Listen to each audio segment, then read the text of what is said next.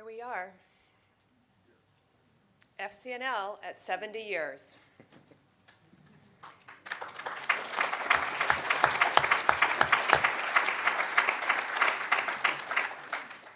Driven by faith, grounded in policy, focused on the future. Look around this room. Tonight's program, The Future of Quaker Advocacy, is really about all of you. It is about the lobbying you have done during this weekend while you've been in Washington, D.C., and it's about the advocacy you will be doing when you go back home. How have you filled up your dance card? It's about the lobbying FCNL will do not only this year and next year, but for generations to come, long after many of us here are able to walk the halls of Congress. For over 70 years, FCNL has built relationships here in Washington, on the Hill, with members of Congress and their staffs, with our coalition partners, and with friends and supporters around the country. These relationships span generations. On Thursday, we honored Senator Merkley of Oregon with the Edward F. Snyder Award for Disarmament and Peace for his leadership in passing legislation to end the war in Afghanistan. Over this past week, we've had a lot of back and forth with Senator Merkley's office trying to figure out the exact time we might be able to actually get him here to receive the award. The office was doing their best, and we'd arranged for Ed Snyder and me to accompany the Oregonians to the Thursday morning coffee to present the award to the senator. About 10:30 on Wednesday evening, my cell phone rang. Since most people know that I'm rarely awake after 10 o'clock at night, this was fairly unusual. I answered the phone expecting an errant telemarketer. Diane, this is Jeff Merkley.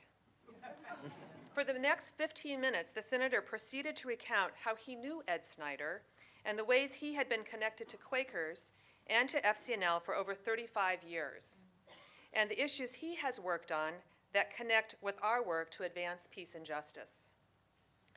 It's significant to note, as we think about young adults, that Jeff Merkley was 19 years old when he began working as an intern for Senator Hatfield. Roomed with Mark Van Hoy, an FCNL intern, and grandson of Sam and Miriam Levering, the dedicated friends in Washington who also helped found FCNL. This extended network of connections among friends and other supporters of FCNL that spans generations and throughout networks has become a familiar story to me. And I delight in hearing these stories everywhere I go throughout the country. As I travel among friends, I hear the rich history of a beautifully woven fabric of support that is driven by faith and grounded in policy. But how are we focused on the future? In just a few minutes, you're going to hear the stories of 6 young adults who joined FCNL's staff as program assistants just 12 weeks ago. By the time they leave FCNL in 8 months, they will have spent about 4% of their lives with us. And with deference to all the parents in the room who know that the first year of a child's life is the most formative, I'm guessing that for most people who come to work at FCNL as program assistants, that the year they spend with us ranks as the second most formative year of their lives. It's a time when aspirations and dreams intersect with professional and social networking, weaving them into the grounding of peace and justice policymaking.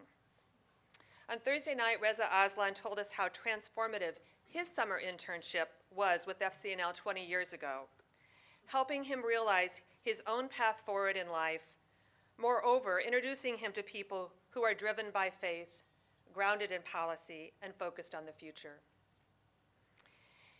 FCNL's year-long internship began in 1970. Over those 43 years, we have had 176 interns, or, as their job title now states, program assistants. The program began as a trickle, 1, 2, or 3 program assistants a year, and then for the past 5 years, we've had 8 program assistants each year.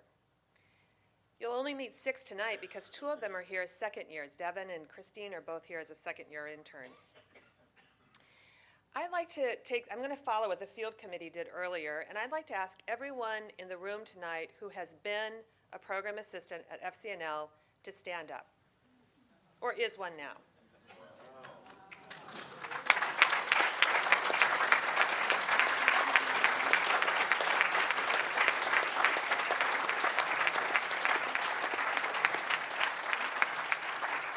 Thank you very much. So, if you are the parent or a grandparent of a program assistant, please stand.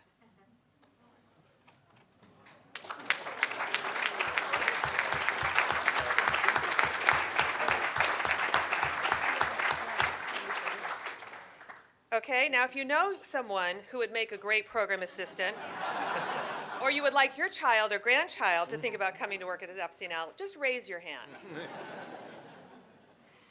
But young adult engagement at FCNL is more than the year-long internship program. In fact, our incredible program assistants are only one aspect of the future of Quaker advocacy. Let's imagine together for just a couple of minutes what the future of Quaker advocacy might look like. This is what I see. A growing body of large F friends and small f friends dedicated to pursuing the world we seek through changing the political, cultural, and social institutions that ground us. While this group will include people in their 50s, 60s, 70s, 80s, and 90s, many of this growing body of social justice advocates will be much younger than the rest of us. They will be more racially, ethnically, and linguistically diverse than those of us who fill this room. These young adults will encounter FCNL in many other ways than the year-long internship program. They may be volunteers for a summer. They may come for a January term. They will participate in our spring lobby weekend.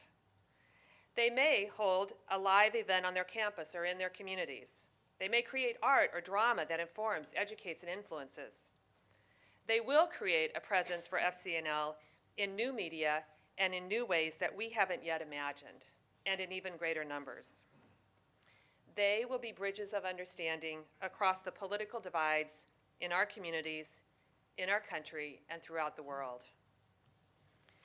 The future of Quaker advocacy includes people who will be as bright and as sophisticated and as dedicated as the young people you have met this weekend. They will teach us. I've heard from several people this last couple of days about the fine quality of the young people who work for FCNL, and specifically how helpful it is to be trained by and lobby with our program assistants who've been on the job for 12 weeks.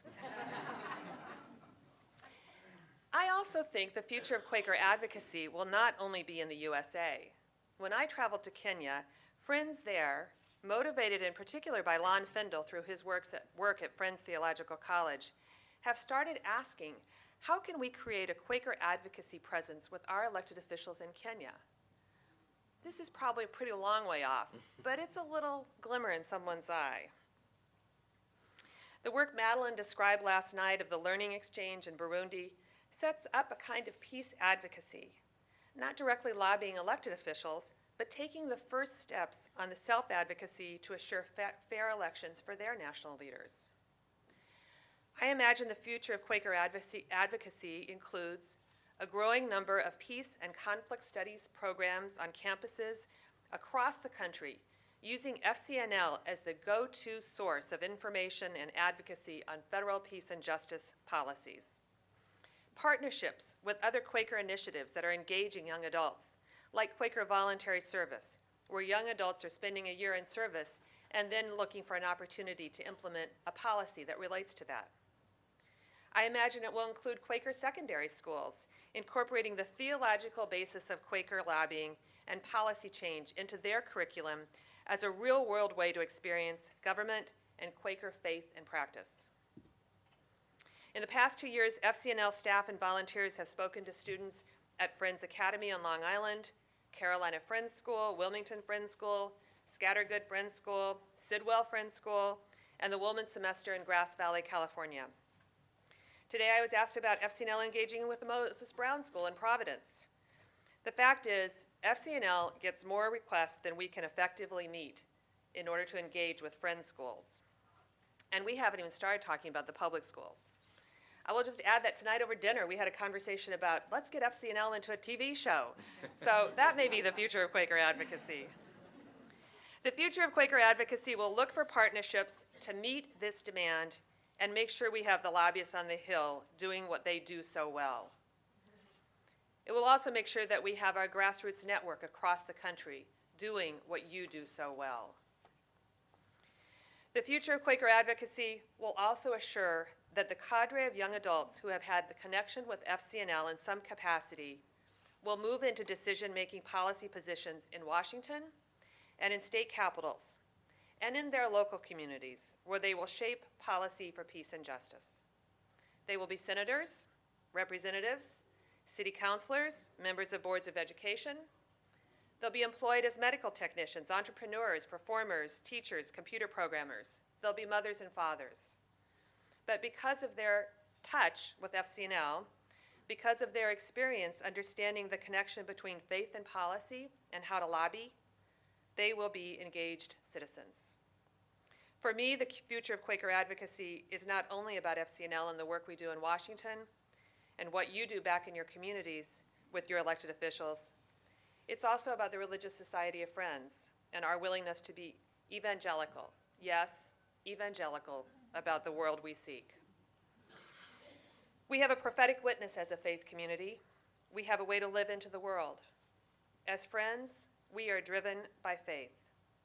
At FCNL, we are grounded in policy and focused on the future.